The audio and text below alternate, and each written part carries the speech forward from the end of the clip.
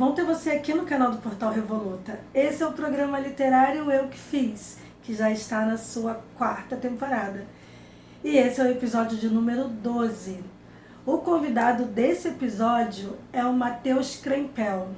Ele é natural de Santos, é músico e produtor musical e atualmente ele toca nas bandas The Bombers e The Two Kings e gravou um disco com a banda Reverendo Frankenstein em 2015. O Matheus vai apresentar o livro Não Vencer, Não É Perder. Bom, esse livro é meio que autobiográfico.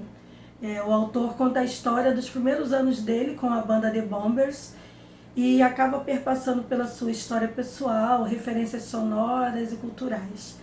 Ele considera que esse trabalho é quase arqueológico, porque ele precisou revisitar gavetas, memórias e caixas para poder organizar essa linha do tempo da história da formação da banda The Bombers até a sua pausa em 2008. Bom, eu vou deixar o autor falar de sua obra, então fique agora com o episódio 12 da temporada 4 do Eu Que Fiz, com o Matheus Krempel falando do livro Não Vencer, Não É Perder. Apresente seu livro. Não Vencer, Não É Perder é um livro que eu escrevi sobre meus primeiros 13 anos com o The Bombers. Então é um livro que conta a formação da banda, ou a ideia de formação de banda, ou a intenção de formação de uma banda um dia, né, em 94, por uma pessoa que não sabia tocar, não sabia o que fazer com o seu instrumento musical, sou eu. E o livro vai até 2008, que é quando a banda dá uma pausa nas atividades e para retornar em 2012. E essa é outra história.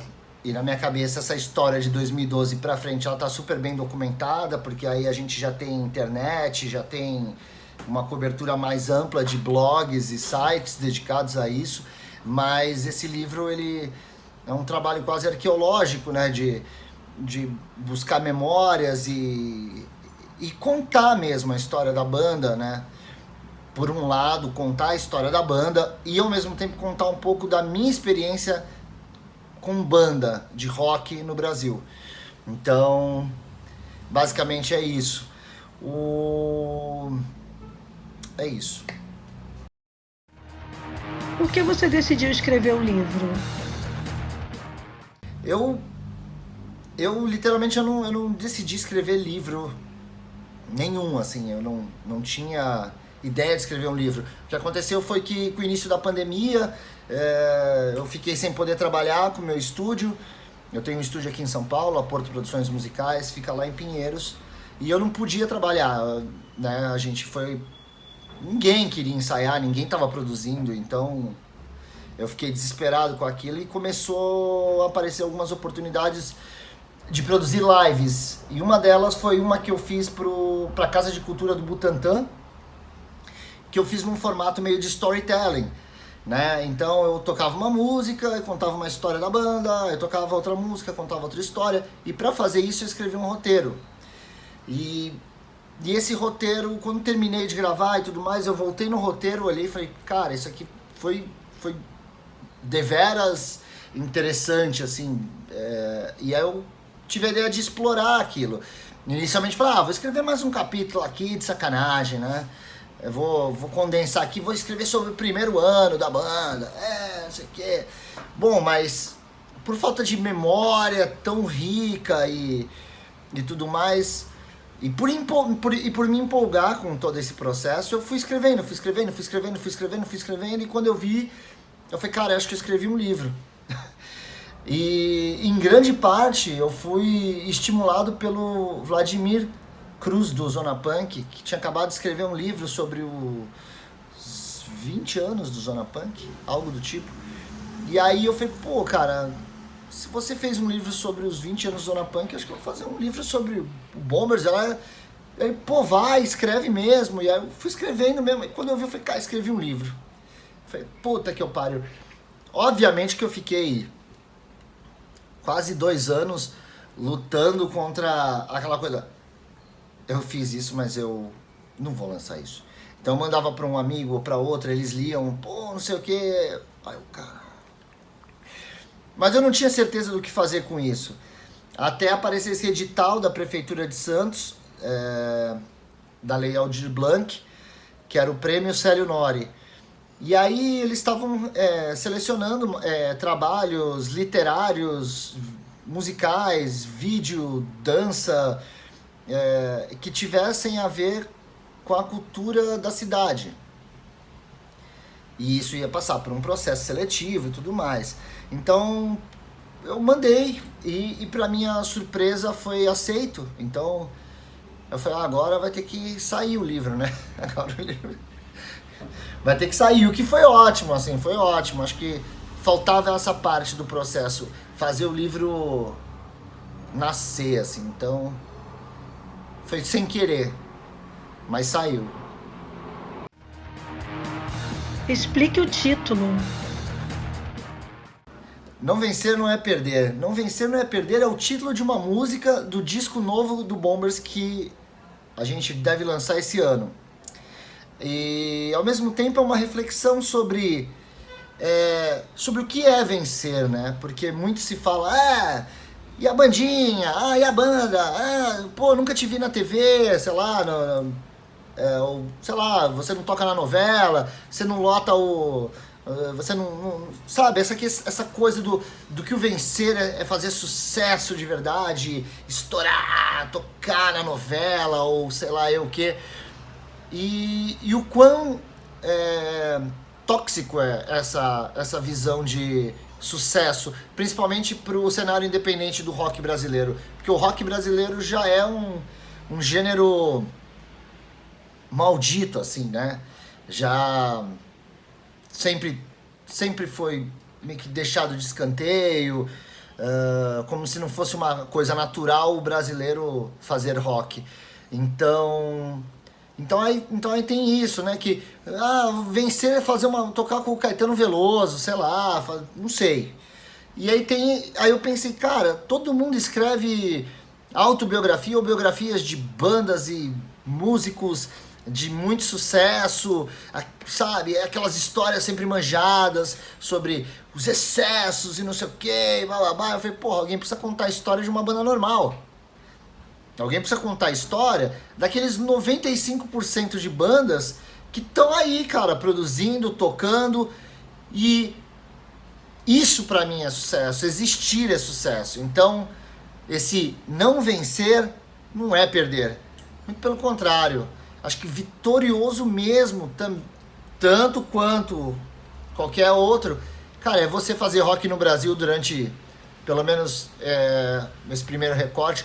Que seja, não só porque tem 13 anos teve, né, esses primeiros 13 anos, hoje a banda tem 26, mas não vencer não é perder, cara, tipo, não é porque você não estourou que você não é um sucesso, que você não é um vencedor. Pô, fazer sua arte, levar ela em frente, compartilhar suas histórias com as pessoas, tocar as pessoas, cara, com a tua música, com a tua arte, isso é vencer. Seguir em frente, produzir é vencer. Cada vez que você faz um show, você venceu. Cada vez que você lança um disco, você venceu. Entendeu? Então, não vencer não é perder, é sobre isso. O Bombers pode não ter sido a banda da Malhação, mas isso não significa que a gente perdeu nada. A gente é uma banda vitoriosa, a gente está aqui até hoje. Essa é a história que eu quis compartilhar, essa é a ideia do título. O livro fala da formação da banda, mas é autobiográfico. A pergunta é, os integrantes colaboraram de alguma forma? Então, o livro é autobiográfico e ele conta a formação e os primeiros 13 anos da banda. A minha ideia era contar a história da banda, a minha história com a banda. Eu nunca achei que seria justo contar a história do Bombers, eu contar. Eu acho que todos os outros integrantes teriam que contar a parte deles. Então, para me blindar disso, eu falei, essa é a minha verdade, essa é a minha experiência com banda de rock, minha primeira experiência com banda de rock nos primeiros 13 anos com The Bombers. Então, nesse processo obviamente tive que entrar em contato com ex-integrantes e tirar dúvidas e entender o que aconteceu. Tinha gente que eu não entendia por que tinha saído da banda. Tipo, cara, você saiu da... Tinha gente que achava que tinha treta. Falei, porra, saiu da banda por quê? Aí, pô, por causa disso. Eu falei, pô, não foi por causa daquilo? Não, não foi. Eu falei, porra, então não tem por que a gente... Ele, cara, não tem treta com você. Eu falei, cara, eu também não. Então, tinha umas coisas muito engraçadas, assim. Então, no final, isso tudo acabou sendo um trabalho terapêutico, cara. Foi incrível, assim. E foi muito legal, porque eu acho que eu consegui entender a história da banda, né, do Bombers, e entender a minha história, e entender muita coisa do que acabei me tornando como pessoa, baseado nessas experiências todas. Então foi muito, muito, muito legal. E eu só consegui fazer isso graças à ajuda de quase todos os ex-integrantes que eu contatei. E a maioria deles leu e achou legal e deu risada, se sentiu tocado, né? Se emocionou e deu risada pra caralho. E acho que é isso. Aí era o que eu queria. Escrever um livro leve e trazer essa história também, né? Do Bombers, assim, de uma época que... Nesses primeiros 13 anos, de uma época que você só tinha... O pouco que era documentado era por fanzines. Então, fanzines ou revistas que nem a Rock Press, que era uma das únicas que davam atenção ao cenário independente de rock brasileiro, né? É isso. Por que você optou por dividir os capítulos por anos? Eu optei em dividir os capítulos por anos porque primeiro que ia ficar mais fácil para mim escrever de uma forma cronológica e para organizar melhor as coisas. Então, 94, por exemplo, 94 é o ano onde surgem as ideias, as primeiras faíscas do direcionamento musical do que eu ia seguir. 95 já é o primeiro ano e assim vai. Os primeiros shows mesmo lá para 96 e eu não sei, eu achei mais interessante dividir os capítulos por anos, até para poder desenvolver melhor eles, assim, acredite, foi bem mais fácil fazer assim. E eu não sei, a minha experiência com esse livro também é toda baseada no o que eu gostaria de ler, como eu gostaria de ler. Então, assim, muitas vezes eu leio autobiografias ou biografias e a história começa num ano e vai pro outro, e vai e volta, não sei o quê, e às vezes fica meio perdido. E como eu queria contar a história da banda, então eu achei que seria muito mais fácil por anos, assim. Não teve um motivo muito especial, não. Eu achei mais simples mesmo. Como surgiu a ideia de colocar referências de músicas que você ouvia em cada época? Então, essa parada é uma coisa que aconteceu justamente porque eu tava dividindo os capítulos por anos. Como eu tava dividindo por ano, eu falei, pô, cada ano eu tava ouvindo uma coisa. E eu comecei a buscar e fazer uma... Falei, pô, então tem ano assim, 2001, se eu não me engano, pô, eu tava ouvindo muito mais aquela onda de rock do Strokes, The Hives, do que qualquer Kaiser Chiefs. Assim como tava ouvindo Rancid ainda e tal. Então eu achei legal, porque assim, em 94 eu tava ouvindo muito Rolling Stones, tava ouvindo ainda Guns N' Roses, o Spaghetti Incident.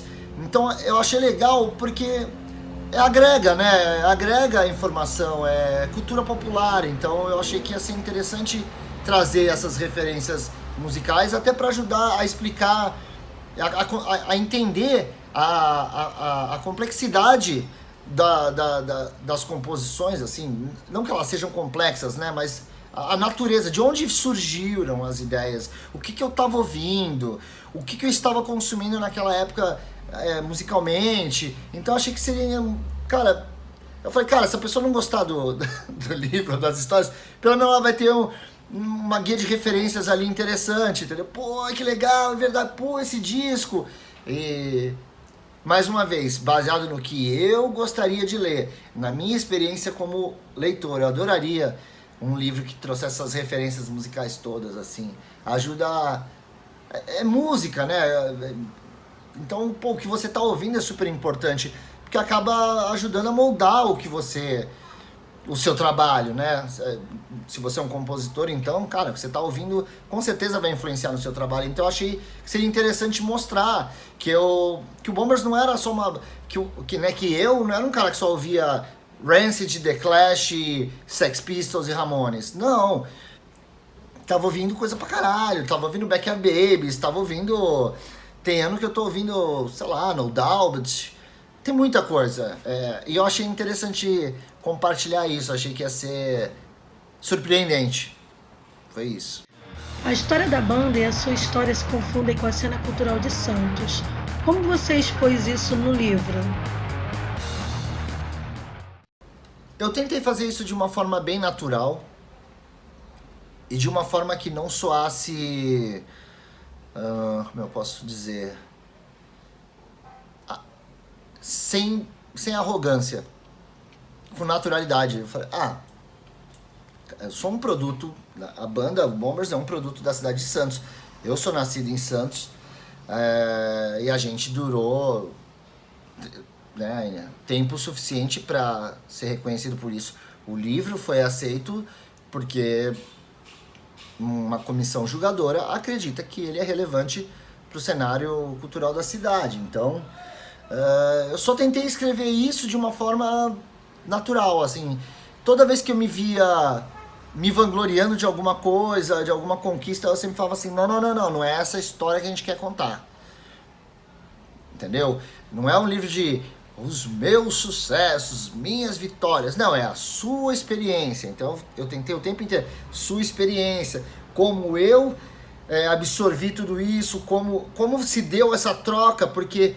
Um cenário cultural, ele é baseado em trocas, né? Em impressões do público, sua, com o que de fora. Então a gente absorve o que está aqui, a gente dá uma digerida, entrega para o público dá uma resposta e você segue fazendo. Então é a cultura. Então eu só me preocupei com isso e não em nenhum momento parecia que eu estava fazendo um livro de... Sabe, o cara que arrota mais do que come, sei lá. Então tentei fazer isso de uma forma natural, assim, bem pé no chão, bem pé no chão. A ideia do livro é inspirar as novas gerações a formarem e manterem uma banda de rock? Eu não sei se a ideia é inspirar as pessoas a formarem e manterem uma banda de rock. Eu acho que... Pode ser. A ideia do livro pode ser essa. Mas, na verdade, eu pensei... o que eu pensei com esse livro foi... Alguém tem que contar a história das bandas normais. Das bandas que não atingem o grande sucesso comercial. Então, assim, alguém tem que contar a história de uma banda de rock independente normal. E como ela fez para se manter até hoje, né? Porque as pessoas podem fantasiar muito. Por que a banda existe durante tanto tempo? Então, assim, o que eu quis era contar uma história de como eu fiz. Em determinado momento eu começo a explicar no livro que para poder manter a banda eu tinha que trabalhar. Então... eu tinha que trabalhar em farmácia, eu trabalhava numa farmácia. Numa época eu estava trabalhando numa farmácia das 4 à meia-noite. Tem uma época que eu trabalhava numa loja de sapato. Então, que eu acho que é a realidade que tem que ser passada. Porque tem muita... eu vejo muita banda lá no estúdio, principalmente, muita banda que tá chegando e os caras têm grandes sonhos e não, porque eu vou me dedicar 100% à música. E aí, isso também eu sempre ficava assim, cara, se dedica 60% à música, porque você tem que se dedicar uma boa parte da sua vida também para sua carreira profissional, porque eu volto àquilo que eu já falei 1000 vezes, quantas bandas existem no Brasil de rock, quantas dessas bandas de rock realmente conseguem viver profissionalmente só da banda? entendeu? Então, assim, alguém precisava quebrar esse conceito de sucesso, mais uma vez, de vencer. Alguém precisava quebrar esse conceito do que é sucesso para uma banda de rock no Brasil. Cara, sucesso para uma banda de rock no Brasil é você existir, já falei. Então, com esse livro é isso que eu quis mostrar. Na verdade, talvez, não sei se é um livro para estimular pessoas a montarem banda. Pode ser, porque eu conto no livro, eu era um cara que não sabia tocar um instrumento musical. E dei as caras, aprendi a fazer um negócio e fui fazendo minhas músicas. E foda-se. Mas muito mais do que isso, eu acho que é um livro que eu pensei muitas vezes muito mais no cara que tem banda e tá pensando em desistir, entendeu? O cara que tem banda e fala, porra, não sei, tá difícil, eu não sei se eu vou conseguir. E acho que nesse livro eu falo assim, olha só, o segredo é o seguinte, você arranja um emprego, você paga suas contas, você vai estudar, você vai seguir sua vida e você vai se dedicar à banda também pra caralho, entendeu? E isso é uma coisa que eu via muito isso no Garage Fuzz, em Santos.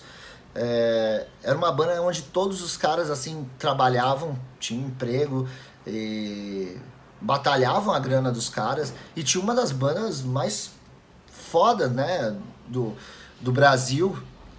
E eu falava, cara, uma das bandas mais fodas de rock do Brasil, e os caras trabalham tipo de segunda a sexta, sabe, de segunda a sábado. Sim, então aquilo eu já comecei a ver, tipo, entendeu? Então era esse tipo de coisa que eu quis compartilhar. Acho que a ideia era mais compartilhar essa experiência que eu tive. O livro foi contemplado pela Lei Aldir Blanc. Como é ter um desejo de adolescência sendo retratado em um livro com apoio cultural público? Isso não é vencer? Porra, isso é vencer pra caralho, velho. Isso é vencer pra caralho. Isso é vencer muito. É orgulho, assim. Eu fiquei bem orgulhoso com tudo isso que aconteceu. Nunca pensei, né? Na verdade, eu não sabia o que eu falei, eu não sabia o que fazer com o livro, eu não sabia o que eu vou fazer com esse livro. Eu não vou fazer, eu vou sumir com ele, vou deletar, ou vou deixar ele guardado. Quando eu morrer, assim, alguém vai, olha, mexendo no computador do Matheus, algum sobrinho, assim, alguma sobrinha. Pô, mexi no computador do meu tio, achei um livro que o cara escreveu na pandemia. Eu achava que ia ser assim, ia ser uma parada que ia ficar perdida na vida aí. E que um dia alguém ia descobrir, ou alguém ia vazar, porque eu mandei pra algumas pessoas lerem antes, né? Eu falei, um dia alguém vai vazar essa porra, sei lá. E, porra, não sei, é muito louco, assim, é muito legal, na real, é muito legal. Ainda bem que saiu, ainda bem que eu segui em frente com essa história, né, de alguma forma. Porque é uma história que eu acho legal de ser contada. Não porque é a minha, mas é porque é a história que podia ser a história de qualquer um, né? De qualquer moleque sonhador com uma guitarra no quarto. E é isso. Porra, puta prazer, meu. Quanto tempo demorou desde a ideia até a publicação? Eu levei mais ou menos um ano. O primeiro recorte ali levou 6 meses. Aí mais uns 3 meses de revisão, que eu mandei pro Fernando, que tocava comigo no Bombers, baixista. Aí ele deu uma primeira revisada, mandei pra Sharon Sevilha. Ela também deu uma revisada no texto, deram sugestões ortográficas, digamos assim. Porque eu quis escrever, eu busquei escrever de uma forma onde parecesse que eu estou trocando uma ideia com o leitor.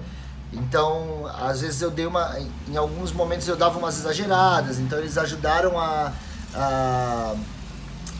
afinar, né, a linguagem. Então, esse processo acabou levando 1 ano e meio, eu acho, 1 ano e meio. E aí ele ficou parado.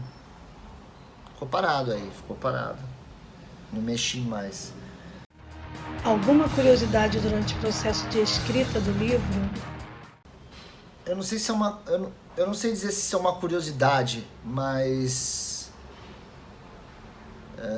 Eu comecei a escrever o livro super feliz, assim. Super feliz, empolgado, vivenciando, né? Revivendo tudo aquilo. Então foi muito legal, foi muito divertido. Eu lembro de rachar o bico escrevendo, e aquilo me bastava muito, entendeu?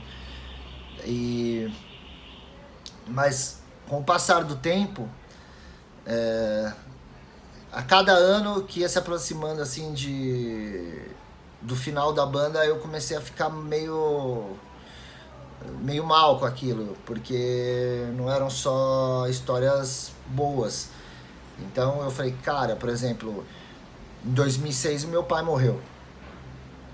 Né? Meu pai faleceu com 51 anos num ataque do coração, fulminante, mal súbito, sei lá qual é o nome dessa merda.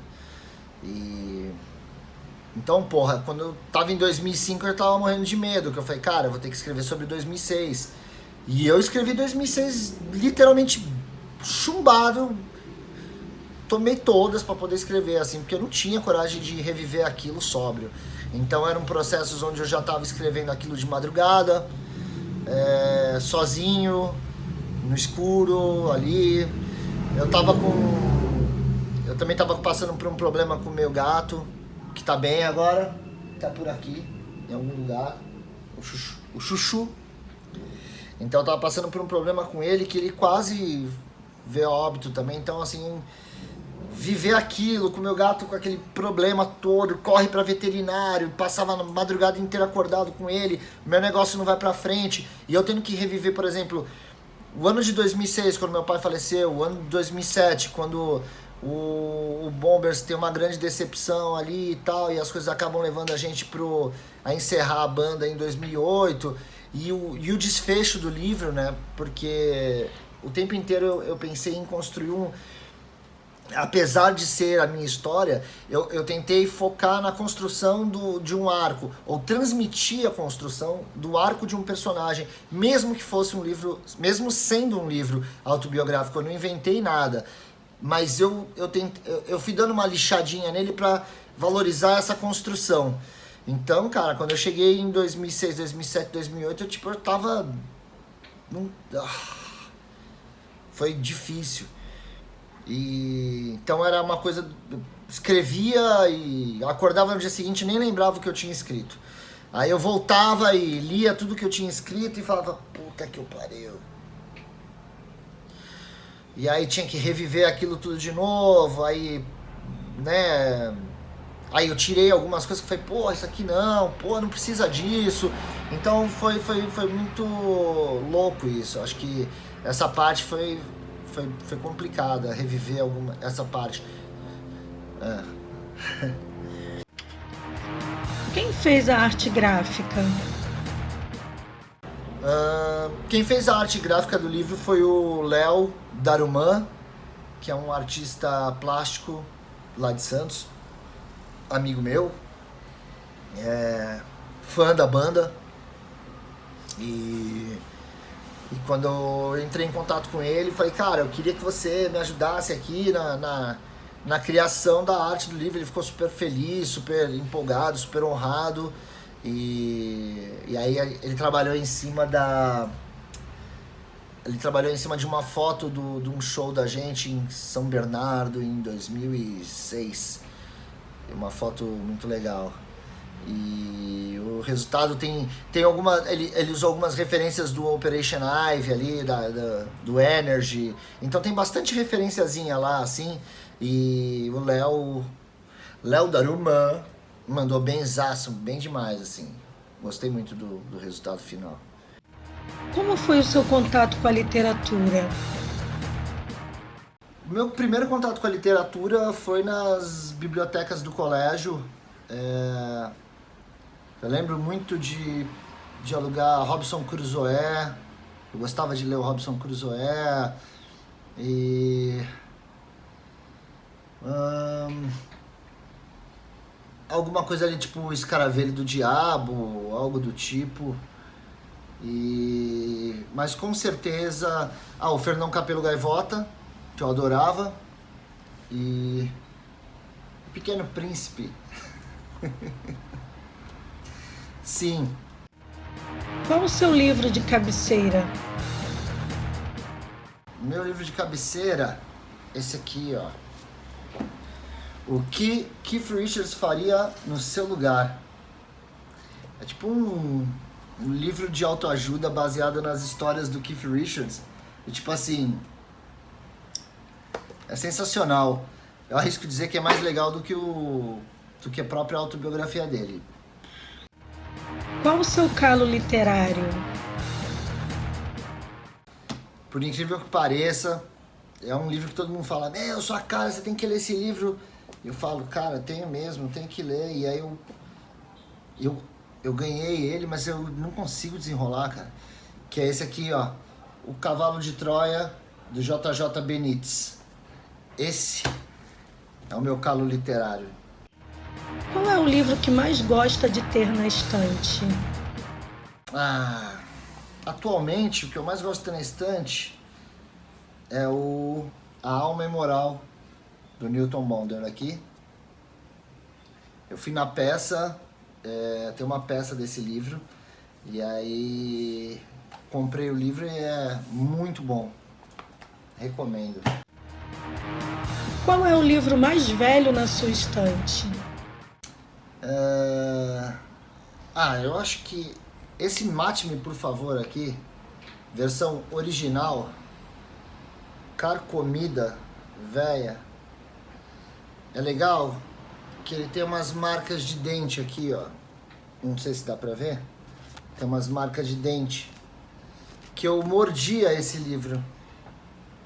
Mas tá todo velho.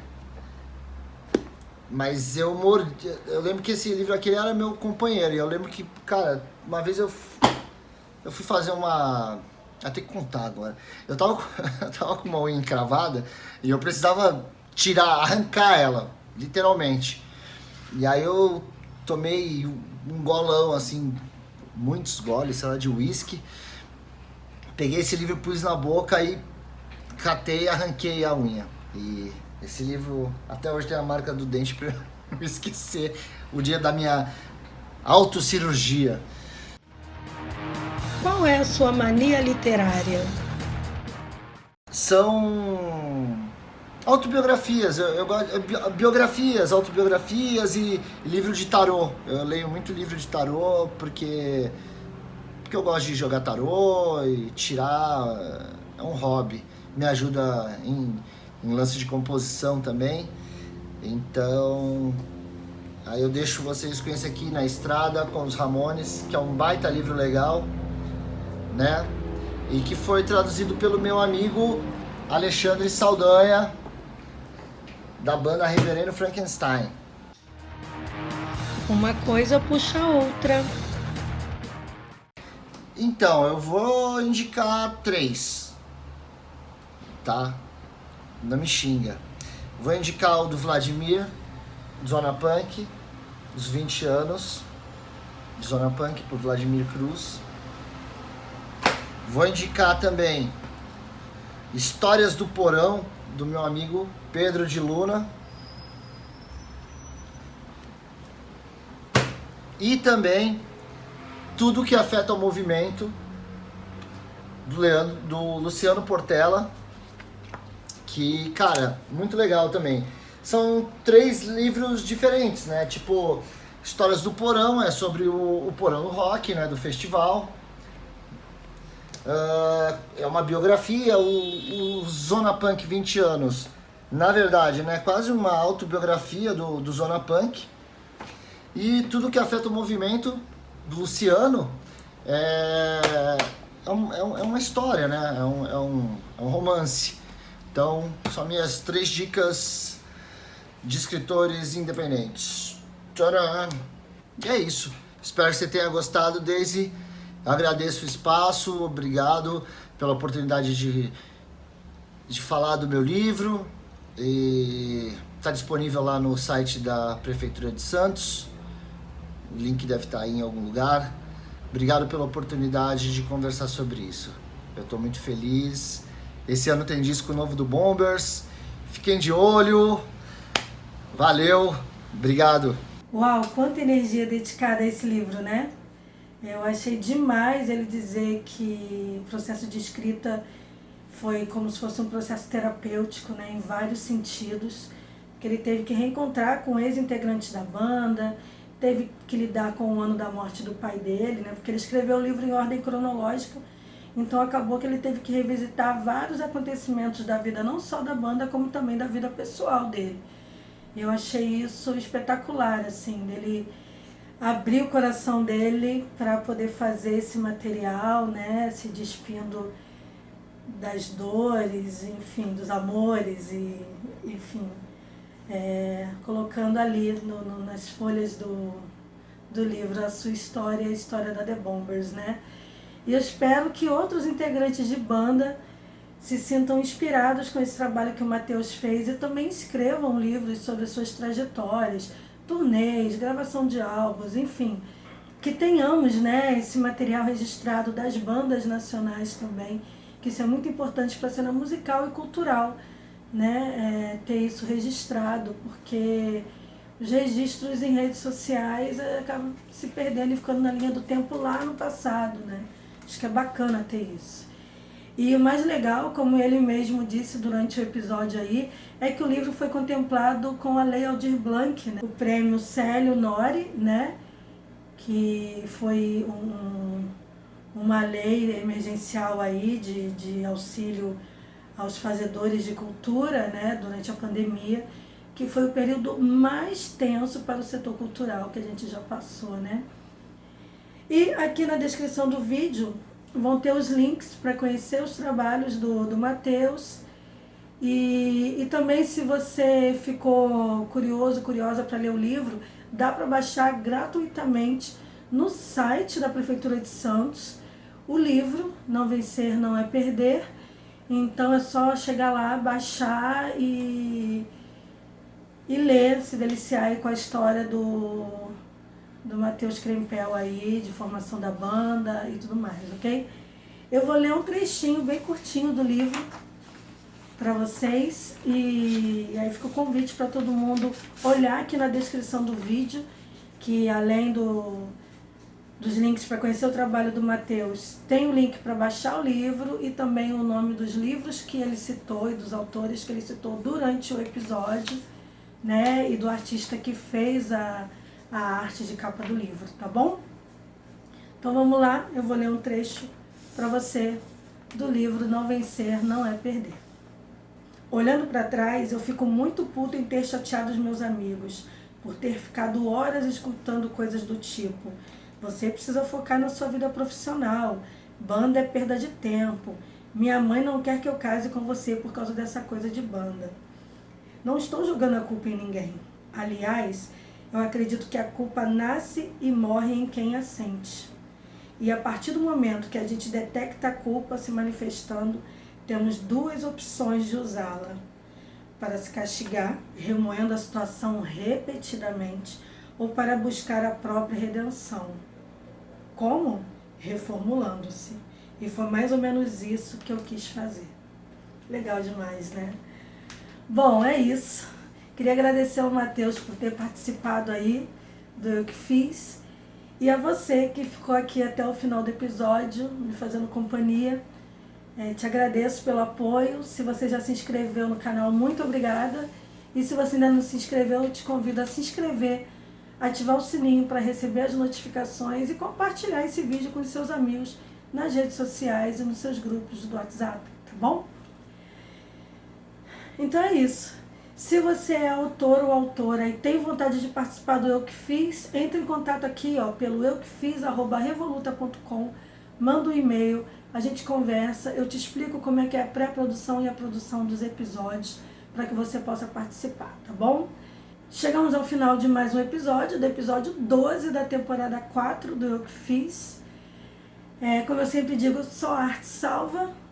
E eu vou terminar com uma frase de Marta Medeiros. Me busco em músicas que dão ritmo ao que sinto de forma silenciosa e me busco em trechos de livros que revelam ideias que mantenho ainda embaralhadas. Até o próximo episódio, um beijo e tchau!